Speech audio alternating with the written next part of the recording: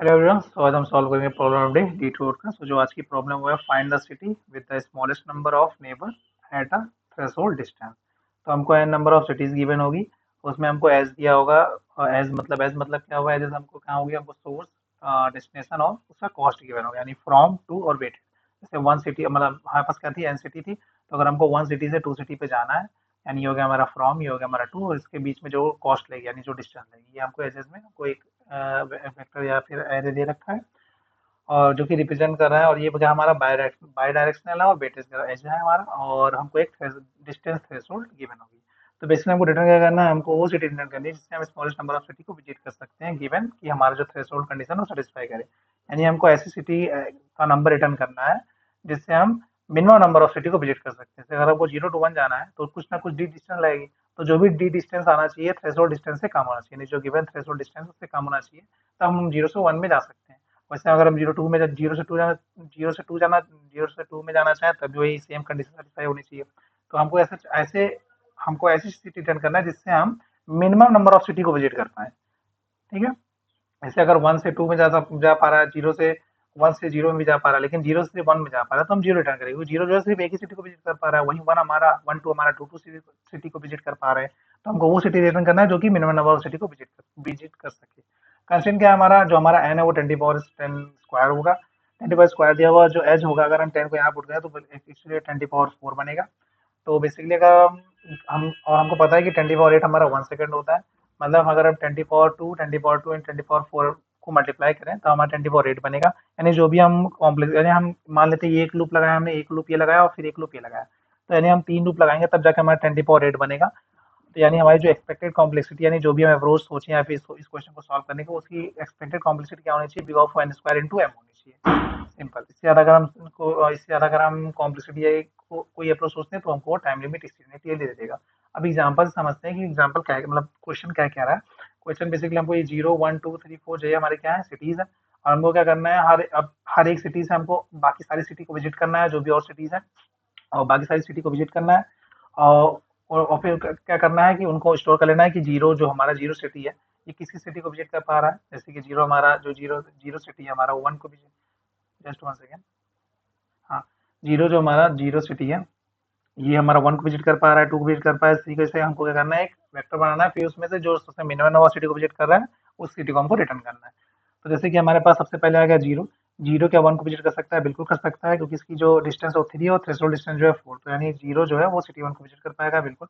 अब जीरो क्या वो सिटी थ्री को विजिट कर सकता है, या फिर पहले चेक करते हैं, जीरो जो है वो टू को विजिट कर सकता है, तो थ्री प्लस वन जो होगा 4 हो जाएगा, जो कि less than equal to threshold है, तो हाँ टू को विजिट कर सकता है। अब क्या जीरो जो है थ्री थ्री सिटी को विजिट कर सकता है, तो थ्री प्लस ये 4 यानी 7 हो जाएगा, जो कि थ्रेशोल्ड से बड़ा हो जाएगा, तो नहीं विजिट नहीं कर सकता। अब मतलब जीरो का हमने कैलकुलेट कर लिया, वन के लिए कैलकुलेट करते हैं। तो वन क्या जीरो को विजिट कर सकता है, हाँ बिल्कुल कर सकता है, तो सिटी वन जो जीरो को सिटी को विजिट कर सकता है। अब वन जो है क्या वो टू को विजिट कर सकता है, बिल्कुल कर सकता है, फिर इसकी जो डिस्टेंस है वन है और थ्रेशोल्ड जो है 4 है, तो ये जो है हमारा टू को भी कर सकता है। अब वन जो है हमारा थ्री थर्ड सिटी को विजिट कर सकता है, बिल्कुल कर सकता है, क्योंकि थ्रेशोल्ड वैल्यू और जो गिवन डिस्टेंस है तो इक्वल होगा। यानी जो सिटी वन है वो जीरो वो टू और थ्री को तीनों को विजिट कर सकता है। अब बात करते हैं सिटी टू की।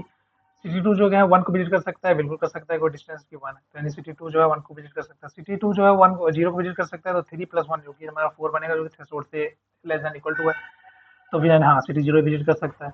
आप सिटी टू क्या थर्ड को विजिट कर सकता है, बिल्कुल कर सकता है, बट आप बात कर लेते हैं सिटी थर्ड की। क्या सिटी थर्ड जीरो को विजिट कर सकता है, नहीं, क्योंकि 4 + 3 7 बन जाएगा। क्या थर्ड जो है वो सेकंड को विजिट कर सकता है, हाँ, तो थर्ड जो है वो सेकंड को विजिट कर सकता है।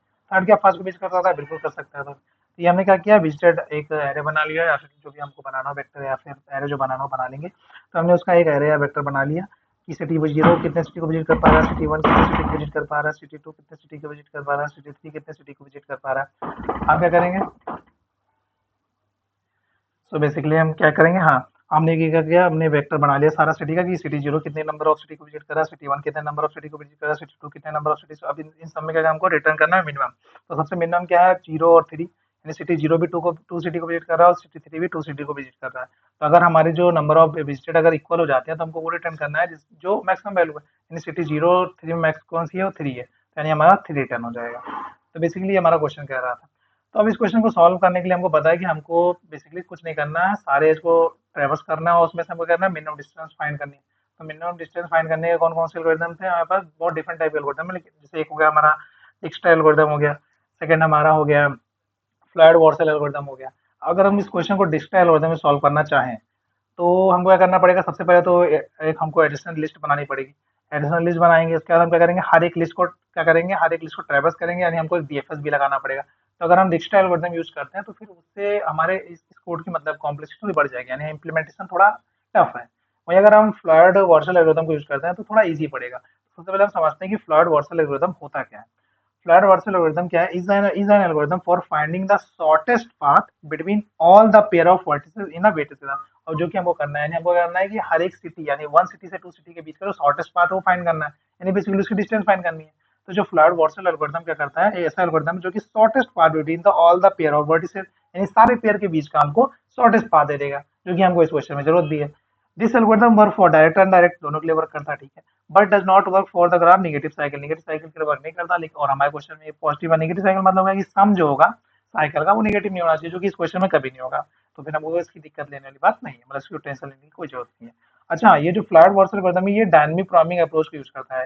इसका मतलब क्या हुआ कि फ्लैट एल्गोरिथम जो है जो भी डिस्टेंस पहले कैलकुलेट कर चुका होता है उसी का यूज करके ये नए डिस्टेंस मतलब अगले डिस्टेंस को फाइंड करता है, यानी प्री कंप्यूटेशन यूज करता है, इसीलिए डायनामिक अप्रोच को भी यूज करता है। तो फ्लैट वर्सल जो होता है बेसिकली हमारा shortest part between the all the pair find करने के लिए यूज किया जाता है, जो कि डायनामिक अप्रोच यूज करता है। डायनामिक मतलब जो प्री कंप्यूट कर चुका होता है, यानी मान लेते हैं 0 to 1 जाना है, फिर 1 से 2 जाना है, ये 0 to 1 कैलकुलेट कर चुका होगा, फिर 1 से 2 में क्या करेगा, 0 to 1 जो कैलकुलेट किया होगा इसको यूज कर लेगा 1 से 2 में जाने के लिए, यानी प्री कंप्यूटेड डाटा को यूज करता है, इसलिए डायनामिक अप्रोच को फॉलो करता है।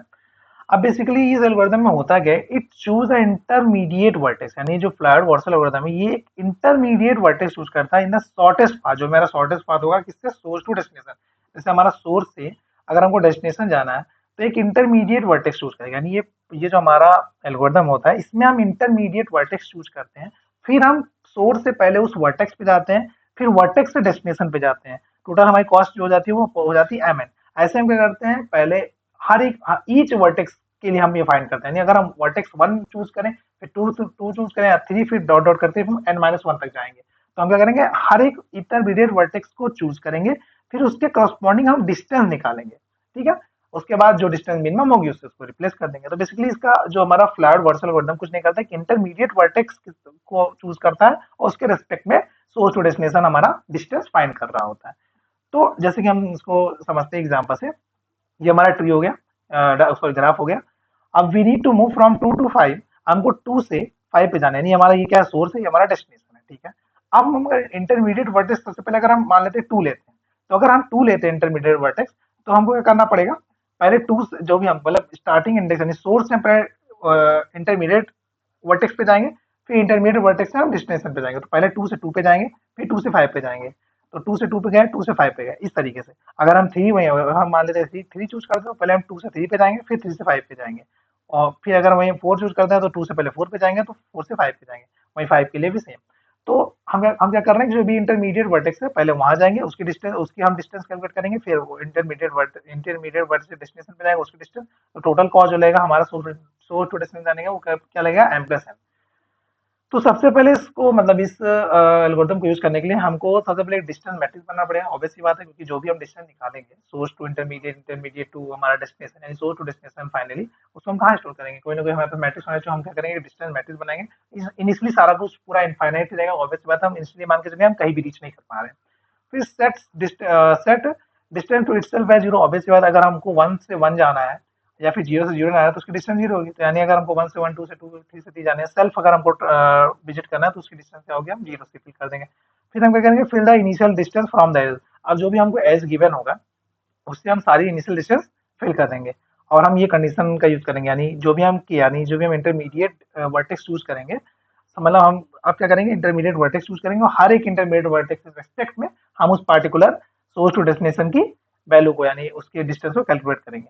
तो अब इसको हम समझते हैं एग्जांपल से। सबसे पहले मान लेते हैं ये हमारे पास ग्राफ दिया हुआ है, तो हम इसके कॉरस्पॉन्डिंग डिस्टेंस मैट्रिक्स बना लेते हैं। जैसे हमारे पास वर्टेक्स क्या है, 1 2 3 4, 1 2 3 4, ठीक है। अब मैंने क्या बोला था कि अगर उसको सेल्फ ही मूव करना है, 1 से 1 जाना है या 2 से 2 जाना है, तो उसकी डिस्टेंस क्या होगी, 0। तो यहाँ सबको हम 0 से फिल कर देंगे, यानी इट्स सेल्फ डिस्टेंस क्या होगी हमारी, 0। अब हम उसके बाद मैंने बोला था कि इसकी डिस्टेंस जो भी हमको एज एज गिवन होगा, एज जो कि हमारे सोर्स टू डेस्टिनेशन जो हमको डिस्टेंस दी हुई है उसको हम फिल कर लेंगे। जैसे यहाँ पर हमको 1 से 2 जाने के लिए 3 डिस्टेंस दी हुई है, तो 1 से 2 जाने के लिए हम 3 फिल कर लिए। फिर वही बात कर लें 2 से 1 जाने के लिए, सॉरी 1 1 टू 1 टू 3 कोई नहीं है, मतलब 1 टू 3 कोई पाथ नहीं है, तो हम मतलब इनिशियली देखेंगे तो 1 टू 3 हमको नहीं दिया मैंने इसमें, तो इनफाइनाइट ले लेंगे। वैसे सेम इस तरीके से हम क्या करेंगे, इस पूरे टेबल को भर लेंगे। जैसे 4 टू 3 जाना है, तो 4 टू 3 पे हमारा क्या है, 2 है, यानी 4 टू 3 जाने पे कॉस्ट है। हम क्या करेंगे, इसमें डिस्टेंस फिल करेंगे कि हमको अगर सिटी 4 टू सिटी 3 जाना है तो उसमें कितनी डिस्टेंस लगेगी। तो हम ये गिवन जो हमारा एज गिवन होगा इससे हमको क्या करेंगे, इसको फिल कर लेंगे। अब हम यहाँ से स्टार्ट करेंगे flood Vercel algorithm. Flood Vercel algorithm क्या करेगा, अब हम क्या करेंगे, सबसे पहले चूज करेंगे इंटरमीडिएट वर्टेक्स। वो एल्गोरिथम सिंपल सा कहता है, फ्लड वर्सल एल्गोरिथम कहता है कि हम एक इंटरमीडिएट वर्टेक्स चूज करेंगे। तो पहले हम सोर्स से उस वर्टेक्स पे जाएंगे, फिर वर्टेक्स से उस डिस्टेंस पे जाएंगे। जैसे अगर मान लेते हैं ये हमारा क्या था, ये तो हमारा अभी तक तो हमने गिवन क्वेश्चन है, जो भी हमारा क्वेश्चन गिवन है ये दोनों मैट्रिक्स उसी से बनेगी। पहले तो जीरो इनिशियलाइज हो जाएगा, फिर हमारा जो एच दिया होगा उस एच से हम ये मैट्रिक्स फिल कर लेंगे। अब इस मैट्रिक्स फिल करने के बाद हम क्या करेंगे, एक इंटरमीडिएट, अब हम क्या करेंगे, one by one intermediate vertex choose करेंगे और उससे कॉरस्पॉन्डिंग अपना मैट्रिक्स को कंप्यूट करेंगे। तो अगर मान लेते हैं मैंने वन वर्टेक्स चूज किया, तो अब हमको जब भी मतलब कि अगर मैंने वन चूज किया तो हमको अब किसी भी सिटी से अगर सोर्स टू डेस्टिनेशन आना है तो वन को विजिट करना ही पड़ेगा। तो पहले हम particular source to one visit करेंगे, फिर वन टू डेस्टिनेशन विजिट करेंगे, इस तरीके से हम वर्टेक्स को विजिट करेंगे। तो अब जब हम वन चूज किए तो सबसे पहले वन चूज करने के बाद हमारा वन का जो ये है क्या कहते हैं कॉलम और रो है, तो ऑलरेडी फिल ही रहेगा कि one two one, one two one. फिर जैसे मान लेते हैं अगर मुझे वन टू वन जाना है तो वन टू वन जाएंगे, फिर वन टू वन जाएंगे, तो कोई चेंजेस नहीं आएगा। जैसे मान लेते हैं वन टू टू जाना है मुझे, one city to two city जाना है, तो इंटरमीडिएट क्लियर करने के लिए हम वन टू वन जाएंगे सबसे पहले, फिर प्लस वन से टू जाएंगे। तो वन टू वन हमको पता है जीरो होने वाला है, तो यानी मेन डिस्टेंस तो वन टू टू ही रहेगी। तो ये जो हमारा पहला रो और कॉलम रहेगा इसमें कोई चेंजेस नहीं आएंगे। अब ठीक है, कंप्यूट और बाकी सारे में कंप्यूट करेंगे। अब पहले तीन रेस रोज कौन कौन सी हमारी चेंज नहीं होगी, पहले तो ये रोज, ये रो, ये और हमारा ये डायगोनल जो ये चेंज नहीं होगा क्योंकि ये तो कांस्टेंट है। वन रो में कहा, वन रो के लिए चेंज नहीं होंगे। अब चेंजेस क्या होंगे, बाकी सारे जो कॉलम, बाकी सारे रो कॉलम जो होंगे हमारे वो अपडेट होंगे। तो चेक करते हैं सबसे पहले। अब मान लेते हैं टू टू हमको थ्री जाना है, यानी टू सिटी टू से सिटी थ्री जाना है। तो हमने इंटरमीडिएट वन चूज किया है, तो हम सबसे पहले टू से वन जाएंगे, फिर वन से हम थ्री विजिट करेंगे। तो टू से वन जाने का जो कॉस्ट है, तो यानी टू से वन जाने का जो कॉस्ट है वो टू है, तो यहाँ टू। और वन से थ्री जाने का कॉस्ट जो है, वन से थ्री जाने का कॉस्ट क्या है, वो इनफाइनाइट है। तो यानी टोटल डिस्टेंस क्या आ गई इसकी, इनफाइनाइट आ गई। ठीक है, और यहाँ पे थ्री में यानी इसकी डिस्टेंस इनफाइनाइट, पहले क्या था इनफाइनाइट था, यानी इनफाइनाइट ही रहेगा, कोई चेंजेस नहीं आएगा। अब अगर हम टू से फोर जाना चाहें, टू से फोर, तो हमने इंटरमीडिएट वर्टेक्स का चूज किया था वन, तो सबसे पहले टू से वन जाएंगे, फिर वन से फोर जाएंगे। तो टू से वन गए, टू से वन जाने का डिस्टेंस टू आ गया हमारा, फिर वन से फोर जाने का डिस्टेंस फाइव आ गया। तो इसको इन दोनों को फाइव टू सेवन, सॉरी ये सेवन होगा, जस्ट वन सेकेंड।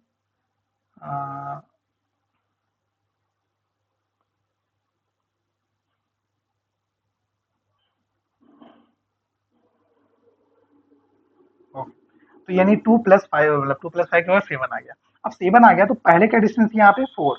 अब बाद में अगर हम वन वर्टेक्स के थ्रू जाते हैं तो उसकी डिस्टेंस क्या बन जाएगी, सेवन। तो इन दोनों में मिनिमम सेवन होगा, इन दोनों में मिनिमम क्या होगा, फोर। तो यानी फोर, ये चेंजेस नहीं होगा। जो भी चेंज क्या होगा, चेंज की कंडीशन क्या है कि जो भी करंट वैल्यू है उसकी, अगर इंटरमीडिएट वर्टेक्स चूज करने के बाद जो डिस्टेंस आती है, अगर वो लेस है करंट डिस्टेंस है, तभी हम उसको अपडेट करेंगे, अदरवाइज नहीं करेंगे। तो यहाँ पहले डिस्टेंस फोर थी, अपडेट करने के बाद सेवन आया, तो यानी इसको चेंजेस हम बिल्कुल नहीं करेंगे। अब आगे बढ़ते हैं। तो अगर हम थ्री से टू जाना चाहें, यानी थ्री से टू, तो हमको फिर से वन पे जाना पड़ेगा। तो थ्री से वन, फिर वन से टू, तो थ्री से वन जाने का कॉस्ट क्या है, थ्री से वन जाने का कॉस्ट क्या है, इनफाइनाइट। और फिर वन से टू जाने का कॉस्ट क्या है, वन से टू जाने का कॉस्ट हमारा थ्री है। तो इसका टोटल कॉस्ट क्या है, इनफाइनाइट। और पहले क्या था यहाँ पे, पहले कॉस्ट वन था, तो वन और इनफाइनाइट मिनिमम कौन है, वन।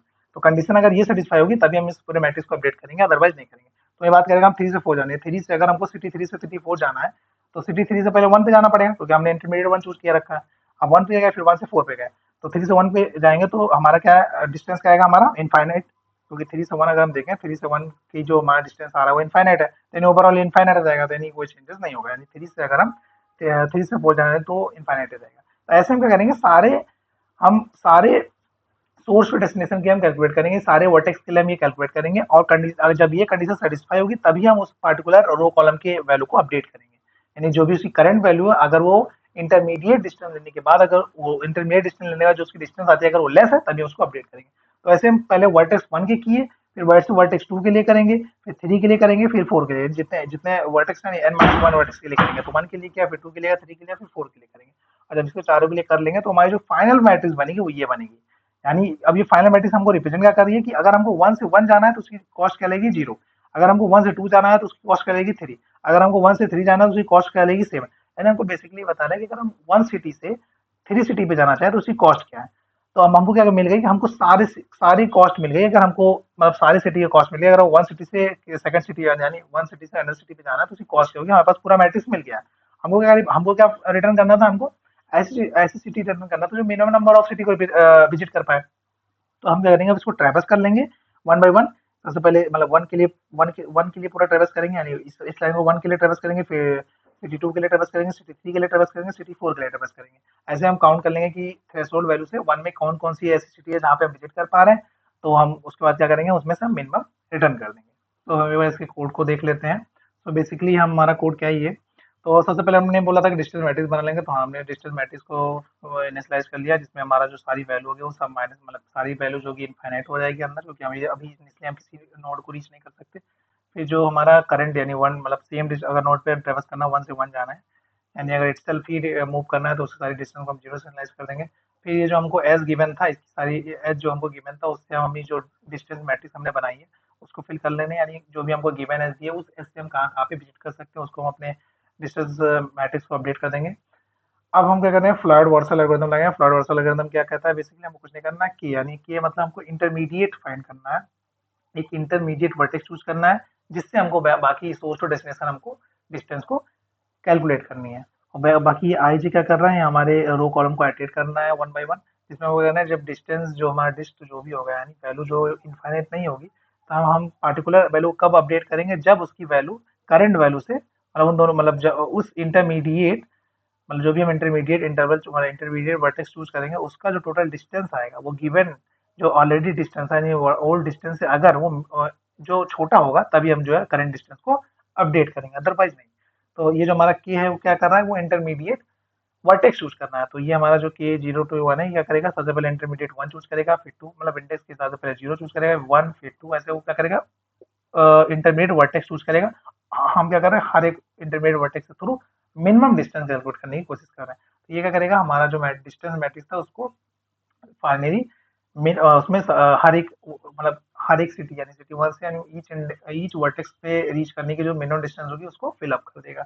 आप अब उसके बाद क्या करेंगे, उस पूरे मैट्रिक्स को हम ट्रेवर्स करेंगे और उसमें क्या करेंगे, ईच रो यानी जो रो और कॉलम था, तो हम क्योंकि रो कॉलम क्या रिप्रेजेंट कर रहा था हमारा, रो कॉलम से हमारा ये 1 जो है सिटी 1 किस किस सिटी को विजिट कर सकता है, इस सिटी को विजिट कर सकता है, उसमें जो कॉस्ट लगेगी वही है। तो हम क्या करेंगे, हम लूप चलाएंगे जिसमें हम पहले सिटी 1 को चेक कर लेंगे कितने कितने सिटी को कितने कितने डिस्टेंस से विजिट कर, वैसे मान लेते हैं अगर थ्रेशोल्ड मेरा हमारा 4 था, तो ये 3 और 0 को ये यानी 2 सिटी को ये विजिट कर पा रहा है। तो इस तरीके से हम क्या करेंगे, इस मैट्रिक्स को जो है ट्रैवर्स कर जाएंगे पूरा, और उसमें जो काउंट होगा यानी हम काउंट को इंक्रीज करते जाएंगे अगर वो हमारा थ्रेशोल्ड डिस्टेंस से लेस है।